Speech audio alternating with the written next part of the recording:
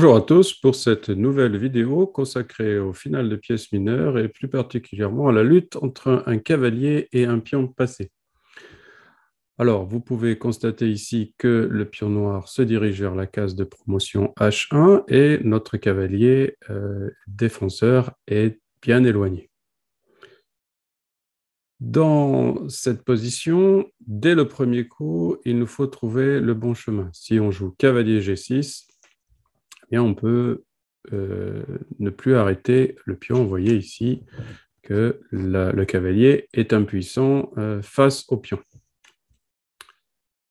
Il nous faut donc trouver quelques astuces, soit par des échecs intermédiaires, soit aussi penser à pouvoir gagner du temps pour que notre roi vienne aider le cavalier. Alors, on va commencer par cavalier F7. Si les noirs ne poussent pas tout de suite le pion, par exemple roi C4, et décident de venir aider leur pion, on peut tout de suite l'arrêter et qu'on contrôle la case H3. Et impossible au roi noir de se rapprocher du cavalier si ici, cavalier roi E5, cavalier F3, on retrouve notre fourchette. Après cavalier F7, il est donc nécessaire pour les noirs d'avancer. Et on va ici faire cet échec très important pour se rapprocher du pion H. Plusieurs coups envisageables pour les noirs. Premièrement, attaquer le cavalier. Ici, on va faire échec. Alors, ce qui est intéressant, c'est que maintenant, on dispose de deux cases pour le cavalier en F2 et en G3. Là aussi, il faudra être vigilant pour choisir la bonne case. Si le roi se rapproche tout de suite, on n'a même pas besoin d'aller contrôler la case de promotion. Avec cette petite astuce cavalier G5, on va faire match nul tout de suite. H2, cavalier F3, et on retrouve notre fourchette. Après cavalier D6 échec, les noirs peuvent décider de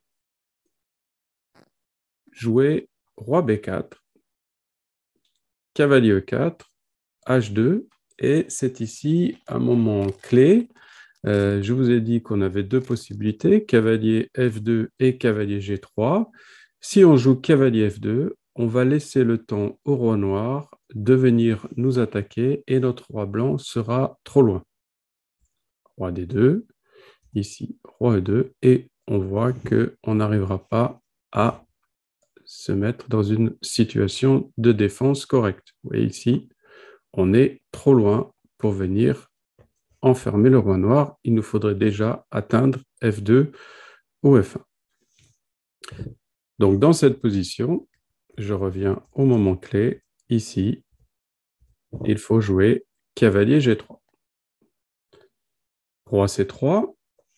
On a le temps maintenant de ramener le roi. Et ce qui est intéressant avec le cavalier G3, vous allez voir, c'est qu'on a construit un mur ici, naturel avec E4, E2, mais aussi avec E3 et D2 à cause de la fourchette. Donc si le roi contourne ce mur, on a largement le temps de venir avec le roi blanc. Je reviens à cavalier D6. Nous avons essayé roi C5, roi B4. On va essayer maintenant roi B6, qui est la variante principale. Alors le roi noir ne se dépêche pas, mais veut bloquer le roi blanc dans son soutien au cavalier blanc. Cavalier E4, H2. Maintenant, vous voyez que c'est préférable de venir en F2, roi C6, et c'est le dernier moment clé de cette étude de Selman. Faut-il laisser... Alors, cavalier H1 ferait gagner du temps au roi noir, hein, donc on va réfléchir surtout à roi D8 ou roi B8. Intuitivement, on préférerait le grand côté, et on va voir que ce n'est pas une bonne idée. Roi D6, roi C8, et maintenant, et le roi va plus vite et va gagner un tempo sur le cavalier. Encore une fois, on n'arrive pas à enfermer le roi noir. Donc après roi C6, le bon coup D5, roi C7, roi D4, roi D6. Vous voyez qu'on a construit à nouveau notre mur. Hein, le roi ne peut pas passer en E3. Il doit donc contourner le cavalier et on a largement le temps de venir le protéger. Donc une finale très intéressante, une étude basée sur la défense du cavalier, soit par une fourchette, soit en laissant le temps au roi blanc de venir enfermer le roi noir.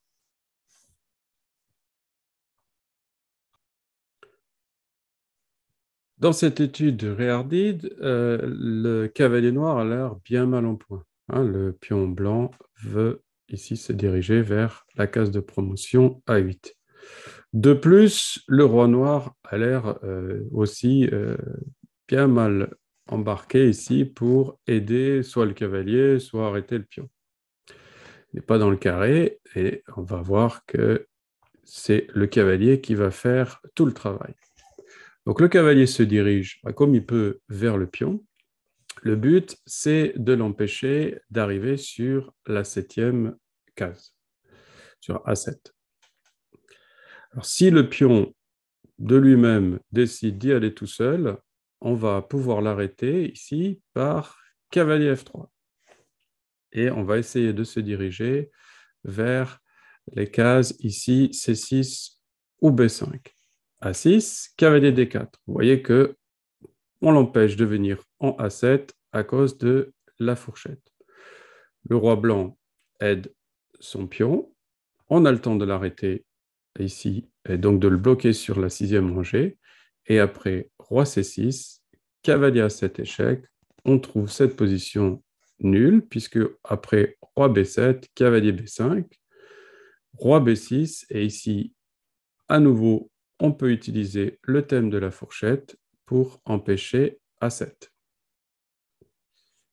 Et si on revient un petit peu en arrière, par exemple ici, si on joue roi B6, cavalier C8, ici roi B7, cavalier D6, et on retrouve l'accès soit à la case B5, soit à la case C8. Très important ici, ce thème. Donc après cavalier G5, le roi va se déplacer en D6 pour aider son pion et faire barrage à l'accès pour les noirs à cette case capitale ici. On se dirige vers cette case et roi D5. Voilà, ici le cavalier semble vraiment inefficace et de façon tout à fait incroyable, le cavalier va pouvoir récupérer le pion A6 en se dirigeant vers H4. Ça semble assez incroyable. Hein. A5, cavalier F5, et on va maintenant utiliser la case C8, vous voyez, on se dirige vers C8, donc le roi, si on joue par exemple A6, cavalier E7, et on arrive enfin en C8 pour assurer la nulle. Après cavalier F5 sur roi C6, alors un moment très très important, il y en a déjà eu pas mal, si on joue cavalier E7 pour aller en C8, on n'a pas le temps. Ici, après cavalier, roi D7, cavalier D5, A6, cavalier B6 et roi C7. Et on n'arrive pas à arrêter le pion. Donc retenez bien cette position, j'y reviens ici. Donc après, roi C6, il ne faut pas jouer cavalier E7. Hein, je rappelle, cavalier E7 est une erreur. On va jouer cavalier D4 échec. Roi B6, cavalier F5, et maintenant on va se diriger vers la case C8, puisqu'on a placé le roi en B6 sur A6, cavalier D6. Et on retrouve. Et ça, c'est vraiment une position à se souvenir que ici, avec les 3 pièces sur la 6e, c'est nul, puisqu'on ne peut pas pousser A7. Alors, une finale qu'il faut voir et revoir aussi parce que beaucoup de choses assez subtiles, notamment quand le cavalier s'éloigne. Alors, dans cette étude de Chiron, c'est un peu la synthèse des deux études précédentes. On va regarder comment le cavalier peut arrêter le pion A2. Alors, on va tout de suite essayer de pousser le pion jusqu'au bout pour voir ce qui se passe. Après A4, le cavalier doit se diriger vers C7, hein, sinon on n'a pas le temps d'arrêter le pion.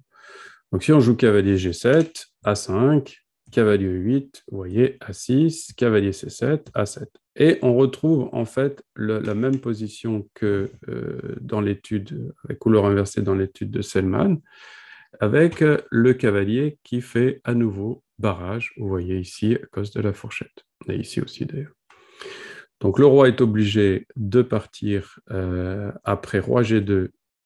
Le roi est obligé de venir ici en F6 et on va arriver à bloquer le roi ici. Vous voyez, on arrive sur notre casse-clé en C7 ici. Donc voilà pour la première tentative directe. Donc on revient à A4. Alors, à la place de A5, au deuxième coup, on peut essayer roi D6. Mais le cavalier n'a pas de difficulté ici. Cavalier F5, par exemple, roi C6, cavalier E7. Et si je joue par exemple roi B7, cavalier D5, vous voyez que je vais arrêter le pion très haut. Ainsi, à la place de, par exemple, roi C5, vous voyez qu'on arrive aussi à arrêter le pion ici et sans trop de difficultés. Par exemple, A5, roi G2, A6, roi F3, roi C6, roi. Et on va ici faire échec. Pareil, pas de difficulté. Après A5, cavalier E8, si on essaye de ramener le roi, vous voyez, encore une fois, pas de difficulté. Donc la variante la plus tendue, c'était d'avancer le pion directement, mais on retombe dans la première étude que je vous ai montrée tout à l'heure.